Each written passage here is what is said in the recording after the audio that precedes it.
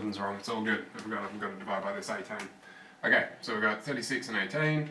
Great, this is whatever it is, 48 minus 12. Cool. So simplifying that down, we get whatever this is. Yuck, 40, 54, this is 36. Cool. So this ends up being 1 on 18 multiplied by 54, oops, no fraction, 54 on 36. Divide everything by 15 gives us 3 and 2.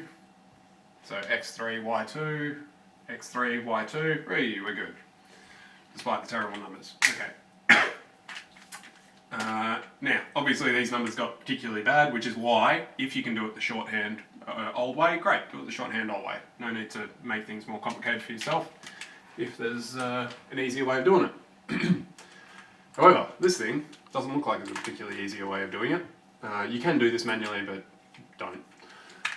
You're almost certainly going to stuff something up somewhere along the way because we've got a whole lot of little passageways to explore here. So, first thing, convert into a matrix, which I'll actually do in black. Cool, so we've got m minus 2 as just one entry. 1, y, m, 2. Lots of x, y equals 2 and k. Okay, great.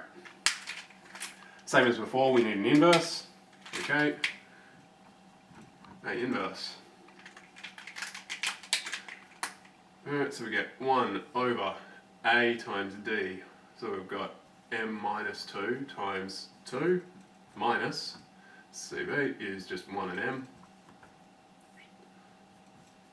Cool. Multiplied by everything flipping around. So d in the top, this in the bottom left, negative of this, negative of that. Great. Alright. All this, let's simplify it down. We've got 2m minus 4 minus m. This all stays the same. So we get m minus 4 of this thing. Now it looks like we've hit a bit of a dead end because we're stuck with m. However, here's a consideration for you. This thing will have an inverse so long because regardless of what's going on here, it'll be numbers, great, and I'll always be able to multiply that by this to get some result. There is only one number that makes life difficult, and that's 4. If I make m equals 4, I'm dividing by 0.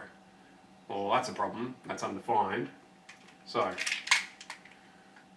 if m does not equal 4, it's all good. And by all good, we mean there's what's called unique solutions. Okay, by unique solutions, I mean something like 3, 2. Right? There is a solution, that's the solution, we're done. With this particular arrangement, that's possible, but it doesn't always happen. If m is not, if m is not 4, yeah, you'll get some unique solution, great, boring.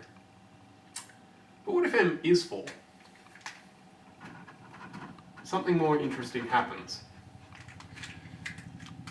And to do this, we're going to jump back to this and just put in m is 4.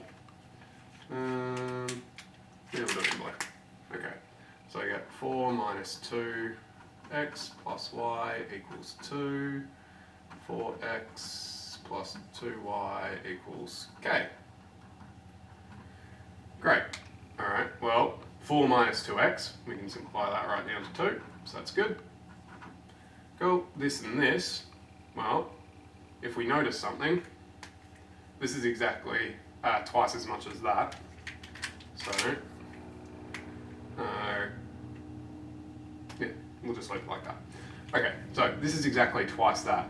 Well, if I have the same rule twice, that means it's the same line. So, if k is exactly twice that, 4 as well, these 4's have nothing to do with each other, by the way, it's just the way the numbers worked out.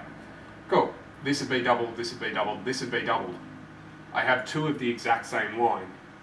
Well, if I have 2 of the same line, how many times do they intersect? Well, they touch each other everywhere.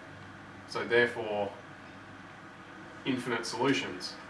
Because I've got 2 lines that are right on top of each other. They infinitely intersect. Great. The other word for that is collinear. right? Means that it is the same one. Cool. Well, what if k does not equal 4? Well, okay. We'll switch that out. If I have this side's the same, but my constant term is different, that's essentially just saying that you've got two lines with the same gradient, but a different constant, different y-intercept. Well, if they've got the same gradient, then they're parallel. And if they've got different y-intercepts, well then they're not collinear, so they must be parallel forever, therefore no solution. So that's parallel. Brilliant. Okay, so for this one question we have several outputs as a result. So your entire answer ends up being, if m does not equal 4, we get a unique solution. If m equals 4 and k also equals 4, then we're here, we get infinite solutions. And if m equals 4 but k does not equal 4, then there are no solutions. And that's that. So, whenever you've got these things, if you've got a nice simple old school one, just go nuts the old way. It'll only take you a minute or two. Great. When you've got this sort of thing, first thing, make sure that it's got ax plus by and the same again on the next. If it's shuffled around so you've got y equals mx plus c or something, shuffle it so that you've got something x plus or minus something y equals constants for both of them, so that you can shuffle it into matrix nice and easy. And then find your determinant. Oh, by the way, this we never end up using. So you can just immediately just figure out the determinant. Cool. When the determinant equals 0, that's what you're interested in. So if the determinant does not equal 0, you've got boring unique solutions. If the determinant does equal 0, or the conditions for which make it equal 0, that's what you want to investigate further. Sometimes there'll be a second variable, sometimes like this, sometimes it'll just be 3 or whatever. So if it was 3, great, it's immediately parallel, no solutions, but because we've got an extra variable, we had 2 extra cases to check out. Cool, so that's that. Again, so this is for the extra download.